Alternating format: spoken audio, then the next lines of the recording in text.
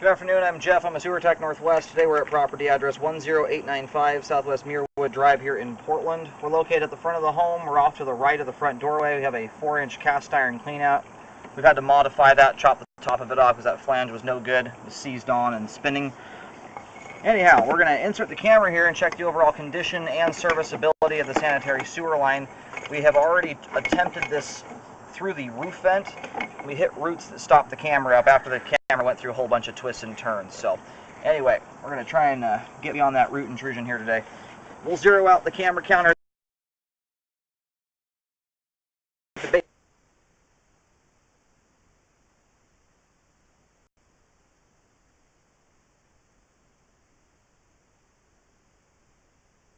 Now here are the root intrusions. This is number one, and this one right here is the one that stopped the camera up. There we go. Alright, once you get past there, we got a lot of roots in the pipe. And it's hard to say exactly where all these are originating from. All these roots may be coming from the same pipe joint. It's hard to say.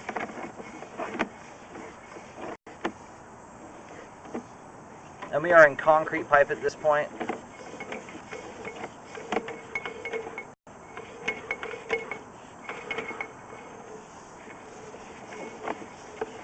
This appears to be transite concrete. Generally, you've got joints about every 10 feet with transite.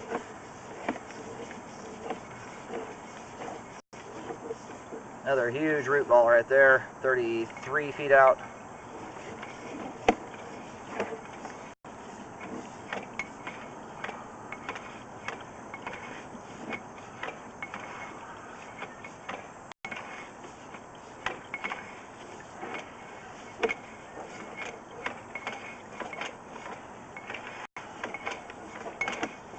And we're still pushing through just solid root mass there. There's a lot of it.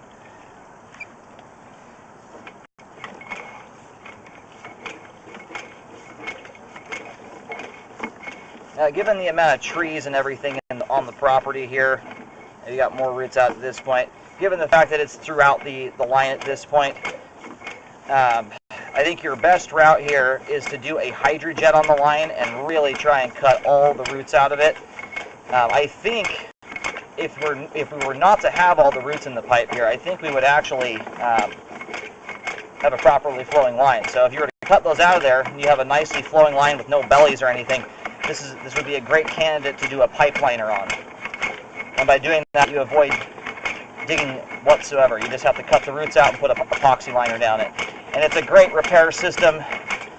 There's very few, if any, pipe joints, so it seals roots out nicely, and then you don't have to dig up the ground, which often will kill at least some of those trees off if you've got root balls right up against them.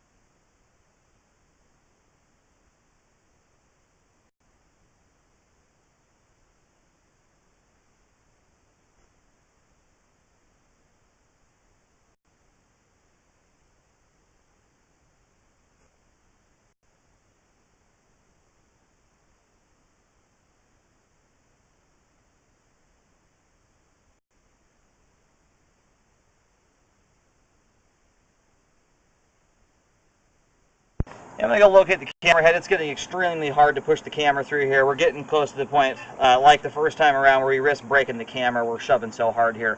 It's because of all the roots grabbing hold of the camera as it goes through. I'm going to locate and see how close we are to the main lateral. We've got roots all the way out to 72 feet. Now this is one of those lines there's no reason to do any spot repairing. It either needs a replacement or a full liner. Now, again, recommend looking into the liner option. It's much cheaper, it avoids digging. I was able to locate the camera head here. The line is actually over underneath the neighbor's yard. I'm sorry, not the yard, but their driveway currently. So, I don't know if there's some type of easement. what the situation is. But if this continues to go and then turns out into the street, I mean, there's feasibly another 30, 40 more feet. And it is extremely difficult to push this camera at this point. So we're going to go a little bit further. We're moving about a ½ inch at a time here.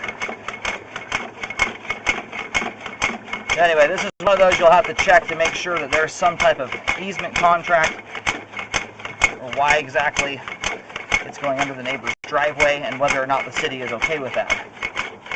I have not put paint markings over there. I attempted to contact next door and nobody opened the door, so I'm not going to put paint markings down, but I'll try and put them as they cross over the property.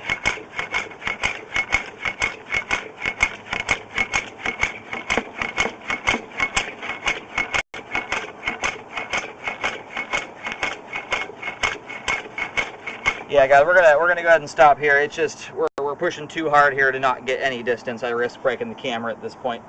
I'm gonna go ahead and we're gonna let the line drain out here for a few minutes. We can have a good look at it all the way back. But given the amount of damage to the line here, this is one that would be worth doing a pipeline around and getting the whole thing lined. As long as once you get those roots chopped out of there, you have a free-flowing line that isn't, have a bunch of bellies or something like that in it. And the other thing is to make sure that the configuration of the line, at where it's residing currently, that the city is okay with that. As long as there's some type of easement contract, you might be all right. Some of these older homes, though, the cities don't allow them to exist in their current configuration is because of the direction they go, crossing over onto people's property. So it's something you want to get checked out. And I'm going to go ahead and start reeling back here with the root blockages that are in the line. It's going to take probably 20 or 30 minutes for it to fully drain out. At this point, we're not able to assess whether or not we have any standing water issues along with the roots, so I would recommend the line be jetted or augered, and that is simply to make sure that the line has good slope and grade to it to do a liner on it. If you have bellies in the line, kind of underneath some of those roots, you'll retain the belly when you do a liner on it.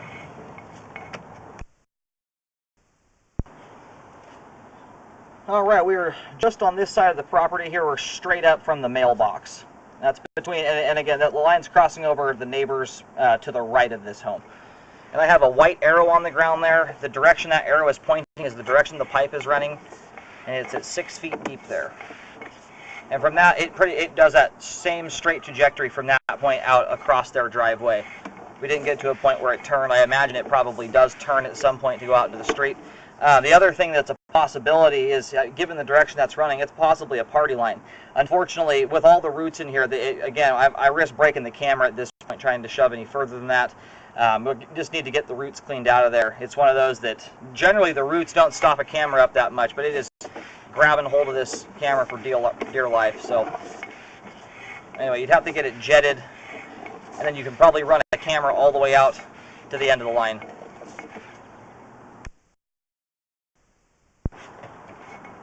Alright, at this point we're just kind of paralleling across the front yard to the very base of it.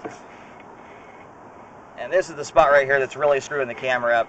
It is very hard to pull the camera back to that spot there. Anyway, had those two sets of roots right there not been there, we would have been able to scope all the way out. Those suckers need to be cleaned out first.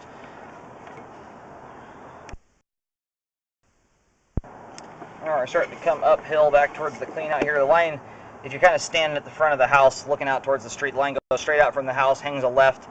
It basically makes one turn essentially, and then starts heading towards the neighbor's property of an L shape.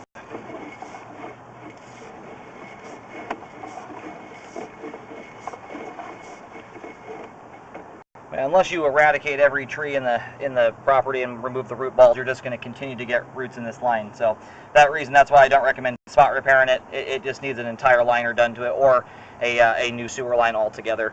You've got roots all the way out to 75 feet. My guess is once you're out beyond that, you still have roots, because there are trees over in the neighbor's property as well. And this is one you need to contact the city about once again. Given the fact that it's running over the neighbor's property, definitely need to get that figured out, make sure that they're okay with that configuration. Alright, we're about 4 feet deep here, down around 35 to 40 feet around where the line makes the turn. You're about 5 feet deep there, and then about 6 feet out at around 60 feet right before the line crosses over into the neighbor's property.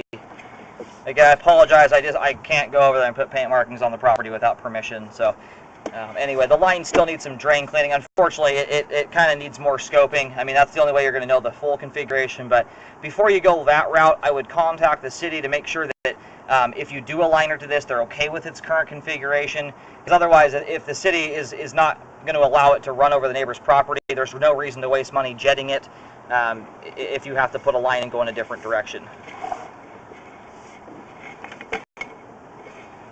We'll do one last marking right here, just past the cast iron transition.